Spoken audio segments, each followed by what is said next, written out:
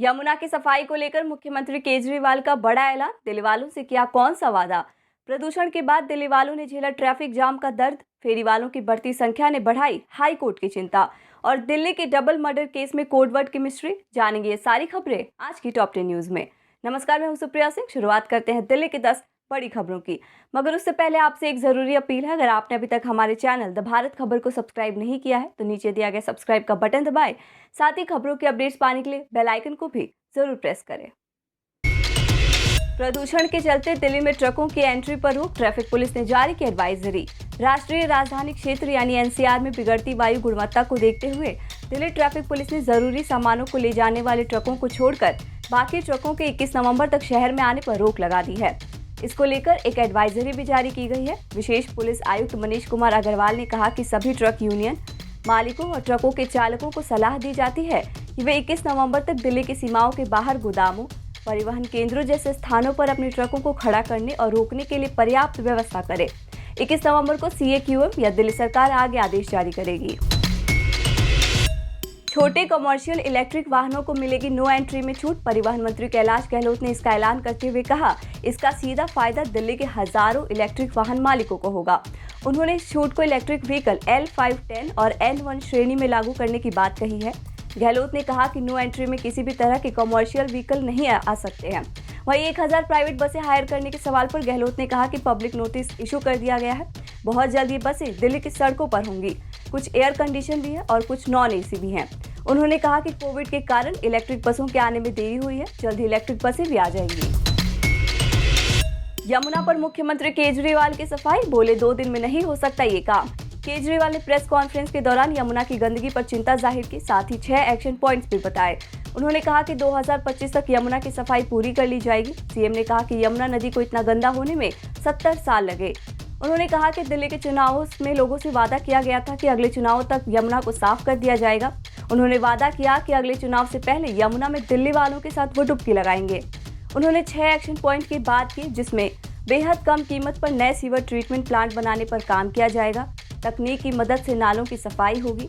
Sewer treatment plant की क्षमता बढ़ाई जाएगी। इंडस्ट्रियल वेस्ट पर लगाम लगेगी। इंडस्ट्रीज को अपना वेस्ट ट्रीटमेंट प्लांट को भेजना होगा। झुग्गियों की गंदगी को सीवर में मिलाने का काम होगा। दिल्ली नोएडा कालिंदी कुंज मार्ग पर लगा 5 किलोमीटर लंबा जाल। माल वाहनों के प्रवेश पर रोक लगने से खड़ी हुई मुश्किल। दिल्ली एनसीआर में बढ़ते प्रदूषण पर रोक लगाने के लिए नोएडा ट्रैफिक पुलिस ने नई एडवाइजरी जारी की है, जिसमें दिल्ली में भारी और हल्के माल वाहनों के प्रवेश पर रोक लगा दी गई है, जिसकी वजह से लोगों के सामने नई मुश्किल खड़ी हो गई है। 18 नवंबर की सुबह दिल्ली नोएडा कालिंदी कुंज मार्ग पर 5 किलोमीटर लंबा जाम लग गया। ट्रैफिक पुलिस ने कड़ी मशक्कत के बाद जाम को खुलवाया। दिल्ली में पहली बार ड्रोन से एंटी लार्वा दवा का छिड़काव हुआ शुरू। पूर्वी निगम ने ये पहल शुरू की है। इससे उन जगहों पर एंटी लार्वा दवा का छिड़काव आसान होगा जहां निगम कर्मियों के लिए दवा छिड़कना आसान नहीं था। पूर्वी निगम ने डेंगू रोकने के अभियान के तहत पहली बार इस तकनीक का इस्तेमाल किया है। यमुना के 3 किलोमीटर तटीय इलाके में दवा का छिड़काव किया गया। दिल्ली में प्रदूषण को कम करने के लिए ज्वाइंट एक्शन प्लान पर बोले पर्यावरण मंत्री गोपाल राय ने कहा कि हम केंद्रीय पर्यावरण मंत्री से ज्वाइंट एक्शन प्लान बनाने को कह रहे हैं, क्योंकि दिल्ली के अंदर प्रदूषण के जो भी कारण है उसको तो कम किया जा सकता है, लेकिन बाहरी वजहों से फैल रहे प्रदूषण के लिए हम कुछ नहीं कर सकते। उन्होंने बताया कि दिल्ली में पराली से सिर्फ 35 से 40% प्रदूषण है। उन्होंने बताया कि दिल्ली में करीब 69% प्रदूषण बाहर से आता है। हाईकोर्ट ने अवैध फेरी वालों की बढ़ती संख्या पर चिंता जाहिर करते हुए कहा कि हम शहर को बर्बाद होने की अनुमति नहीं दे सकते। अदालत ने कहा कि दिल्ली का क्षेत्रफल उतना ही है जबकि आबादी बढ़ती जा रही है। जस्टिस विपिन सांघी और जसमीत सिंह की बेंच ने कहा कि करीब 120 रजिस्टर्ड तहबाजारी की जगह पर लगभग 4000 विक्रेता है। लोग कहाँ चलते हैं? हम एक और लाजपत नगर नहीं चाहते, हमें दूसरा नेहरू प्लेस नहीं चाहिए। बेंच ने अधिकारियों को 2 सप्ताह के भीतर अपना जवाब दाखिल करने का निर्देश दिया है। 70 साल के बुजुर्ग को निजी स्कूल में नौकरी का झांसा देकर ठगे लाखों रुपए। द्वारका इलाके में 70 वर्षीय बुजुर्ग को निजी स्कूल में नौकरी दिलाने के नाम पर उनसे लाखों रुपए की ठगी का मामला सामने आया है। बुजुर्ग से ठगी करने के लिए आरोपियों ने उन्हें 32 लाख का सालाना पैकेज देने की बात कहकर उन्हें लुभाया और फिर स्काइप से उनका सिग्नेचर किया। उसके बाद उनसे कई किस्तों में लाखों रुपए ठग लिए। ठगी का एहसास होने के बाद बुजुर्ग ने पुलिस को शिकायत दी, जिसके बाद पुलिस ने मामला दर्ज कर जांच शुरू कर दी है। वीजा समाप्त होने के बाद भी भारत में रह रहे थे 10 नाइजीरियन। दिल्ली पुलिस ने की कार्रवाई। मोहन गार्डन पुलिस ने अवैध रूप से इलाके में रह रहे 10 नाइजीरियनों को धर दबोचा है। ये सभी मोहन गार्डन इलाके में किराए पर रह रहे थे।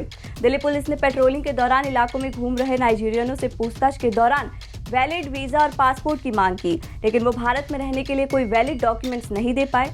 पकड़े गए नाइजीरियन में से 8 का वीजा रद्द हो चुका था और ओवर स्टेइंग को लेकर कोई सपोर्टिव डॉक्यूमेंट्स भी नहीं दे पाए, जबकि 2 के पास कोई भी डॉक्यूमेंट्स नहीं थे। बिना वैलिड वीजा के रह रहे 8 नाइजीरियन को डिपोर्ट किया गया है, जबकि बिना किसी डॉक्यूमेंट्स के रह रहे 2 नाइजीरियनों को 14A फॉरेनर्स एक्ट के तहत गिरफ्तार कर लिया गया।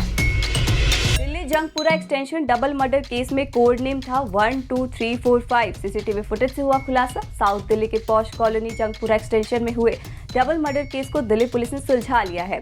इस मामले में 5 आरोपियों को गिरफ्तार किया गया है। पुलिस का कहना है कि लूट के बाद दोनों महिलाओं की आरोपियों ने हत्या कर दी। डबल मर्डर की वारदात को अंजाम देने वाले सभी आरोपियों का कोई पुराना क्रिमिनल रिकॉर्ड नहीं है। रेकी के दौरान 5 आरोपियों को कोठी का सीसीटीवी दिखा था। इसी वजह से ये सभी हुडी पहनकर आए थे। पड़ोस में लगे सीसीटीवी में 5 आरोपी कोठी में घुसते हुए कैद हो गए और वहीं से पहला सुराग पुलिस को मिला। पुलिस ने आरोपियों के पास से लूट के 90 लाख रुपए, कोठी का उखाड़ा गया सीसीटीवी का DVR, 7 मोबाइल फोन बरामद किया है। सभी आरोपियों से पूछताछ जारी है।